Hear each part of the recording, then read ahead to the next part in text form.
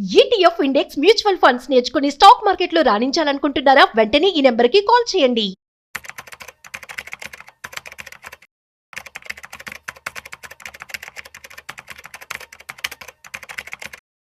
నమస్తే సుందరరామరెడ్డి గారు. నమస్తే సార్. వెరీ ఇంపార్టెంట్లీ ఈ మార్కెట్ హ్యూజ్ బ్లడ్ బాత్ ఏదైతే మనం చూస్తున్నామో, ఇన్ఫాక్ట్ ఇలాంటి కైండ్ ఆఫ్ ఫాల్ లో చూసుకుంటే చాలా కంపెనీస్ అసలు ఎక్కడ కూడా బ్రేక్ లేకుండా కంప్లీట్ గా ఫాల్ అయిపోతున్నాయి. 10%, 20% చాలా. ఇన్ఫాక్ట్ గత 6 నెలల్లో చూసుకుంటే కూడా చాలా కంపెనీస్ ఉన్నాయి మోర్ దెన్ 60% ఫాల్ అయ్యాయి. ఈ ఫాల్ లో చూసుకుంటే ఈ రోజున ఒక రికవరీలో చూసుకుంటే ఎలాగైతే స్టాక్స్ పడ్డాయో అంత ఫాస్ట్ గా అయితే రికవరీ అవ్వట్లేదు.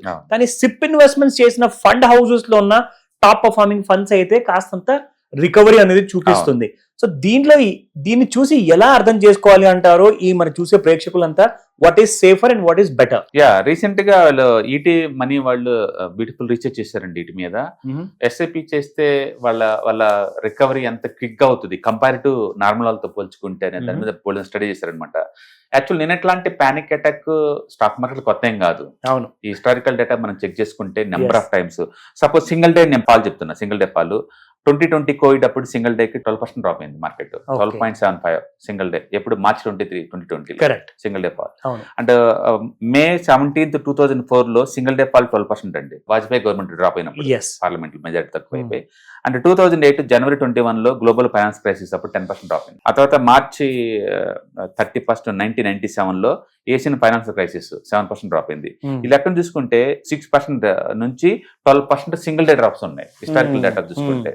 ఓకే, ఇంత డ్రాప్ అయితే ఈ టైంలో మనం ఎస్ఐపీలు కానీ కంటిన్యూ చేసుకుంటే, ఆపుకుంటే కానీ కంటిన్యూ చేసుకుంటే మనకు వచ్చే అడ్వాంటేజ్ ఏంటంటే, మార్కెట్ డ్రాప్ అయినప్పుడు ఏంటంటే ఎవ్రీ మంత్ వీళ్ళు కమిట్మెంట్ ఇస్తారు కదా, 5,000, 10,000 అనేది ఎక్కువ యూనిట్లు వస్తుంది తక్కువ రేటు దగ్గర.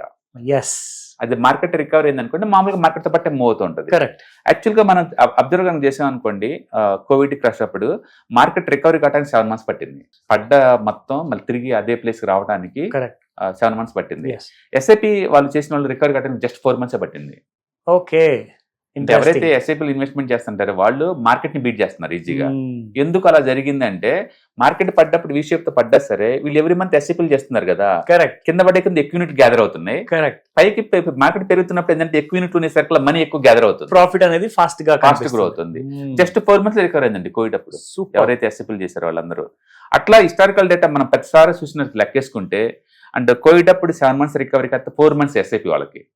అండ్ స్లో డౌన్ చైనాలో జరిగినప్పుడైతే రికవరీ కావడానికి 8 months పట్టింది. ఎస్ఐపి వాళ్ళకి 3 months పట్టింది రికవరీ.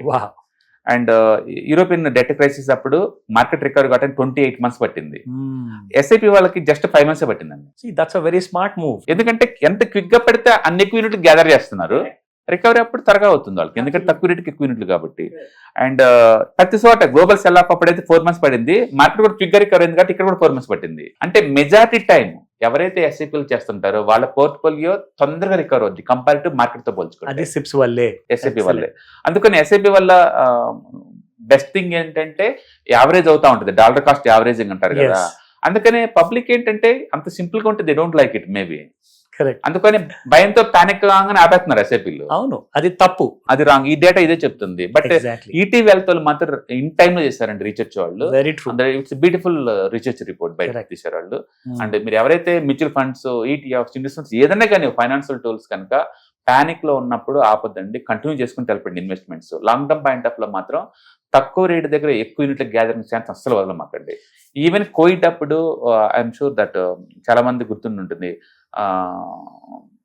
రాకేష్ జుంజున్వాలా వల్ల టాటా కమ్యూనికేషన్ ఆల్మోస్ట్ 60% డ్రాప్ అయింది. ఆ టైంలో 2% స్టేక్ తీసుకున్నాడు. ఆ టైంలో వండర్ఫుల్ డెసిషన్ అది. యాక్చువల్గా ఆల్మోస్ట్ 5x అయిందండి తర్వాత, విత్ ఇన్ 5 years లో 5x. Okay, even Warren Buffett కూడా బ్యాంక్ ఆఫ్ అమెరికా కొన్నది ఫైనాన్షియల్ క్రైసిస్ అప్పుడు. తర్వాత ఆల్మోస్ట్ దానికి 10x ఏం వచ్చింది. అందుకని ఎప్పుడైనా పానిక్ లో ఉన్నప్పుడు మంచి బిజినెస్ హౌస్ తక్కువ రేట్ దొరుకుతున్నప్పుడు దాని కొంటలో మంచి మీనింగ్ ఉంటుంది. So be greedy. అవును, అందుకని ఇలాంటి పానిక్ లో పర్మనెంట్ కాదనే విషయం అందరూ తెలుసు. ఎందుకంటే హిస్టరీలో తిరిగేస్తే బోల్డ్ అని ఎగ్జాంపుల్స్ ఉన్నాయి. అందుకని హిస్టరీకల్ మనం చెక్ చేసుకునే కొద్దీ నీకు ఆన్సర్ దొరుకుతుంది తర్వాత ఏం జరిగింది నెక్స్ట్ అనేది. కాబట్టి ఎస్ఐపీలు ఎవరు కంటిన్యూ చేయండి, ఎవరు ఆపొద్దు. అండ్ మార్కెట్ లో పట్టడం, లేవటం, రికవర్ అవటం ఇవన్నీ మామూలే. బిజినెస్ ఇవన్నీ తట్టుకొని అన్ని అబ్జర్వ్ చేసుకుంటూ ముందుకు పోతా ఉంటాయి. ట్రూ. కాబట్టి don't stop the SIPs, keep on continue. కాబట్టి మనకి ఎక్కువ బెనిఫిట్ అవుతుంది. అండ్ ఈ స్టడీ వల్ల ఏంటంటే మార్కెట్ తో పోల్చుకుంటే మనమే త్వరగా రికవర్ అవుతున్న విషయం కూడా ప్రేక్షకులకు అర్థమవుతుంది. ఇట్స్ ఎ గ్రేట్ ఎగ్జాంపుల్ అండి. పానిక్ లో మార్కెట్ లో మీ డబ్బులతో పాటు ఇంకొక అదనపు పెట్టుబడిగా ఏది చేయాలి అంటే అది మీ ధైర్యాన్ని. అవును. సో మీ ధైర్యంతో పాటు మీరు పెట్టుబడి పెట్టారనుకోండి, కంపల్సరీగా రిజల్ట్ కూడా అలాగే ఉంటుంది. అవును. Great information sir, thank you very much. Hi, markets చాలా వాలటిలిటీ ఉన్నాయని భయపడుతున్నారా? మార్కెట్ ఆల్ టైమ్ హైలో ఉందని దూరంగా ఉండాలనుకుంటున్నారా? ఏది రైట్ టైం మార్కెట్లో ఎంటర్ అవడానికి, ఏది బెస్ట్ టైం మార్కెట్లోంచి బయటకు పోవడానికి తెలుసుకోవాలనుకుంటున్నారా? మార్కెట్లో mutual funds, ETFs, index funds ద్వారా మనీ మేక్ చేద్దాం అనుకున్నారా? ఇలాంటి మీ డౌట్స్ కి క్లారిఫికేషన్ కోసం ఈ webinar. ETFs, index funds and mutual funds కోర్సులో జాయిన్ అవ్వండి. మీ డౌట్స్ క్లారిఫికేషన్ చేసుకోండి.